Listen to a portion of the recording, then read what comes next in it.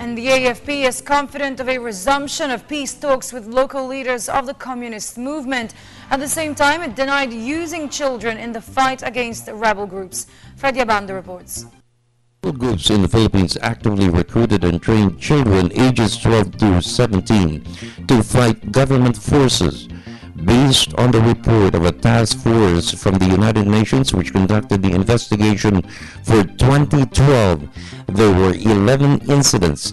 23 boys and 3 girls were recruited by the Abu Sayyaf, the MILF, the Bangsamoro Freedom Fighters, and the New People's Army. The AFP dismissed reports of 2 incidents of recruitment.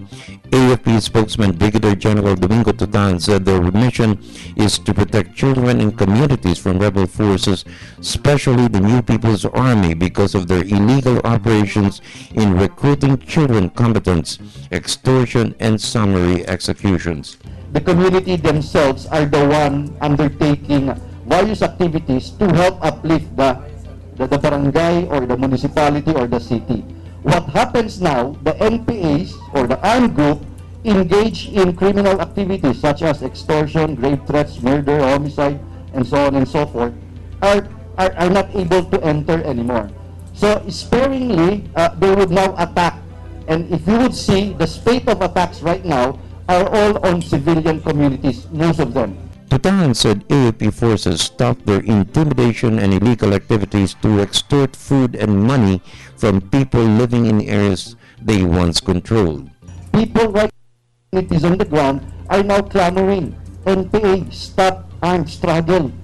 NPA, your armed struggle begets violence, begets human rights violation. And that is the reason why the AFP has stepped up its focused military operations. We call it the FMOs, focused military operations on the armed group, specifically on the armed group.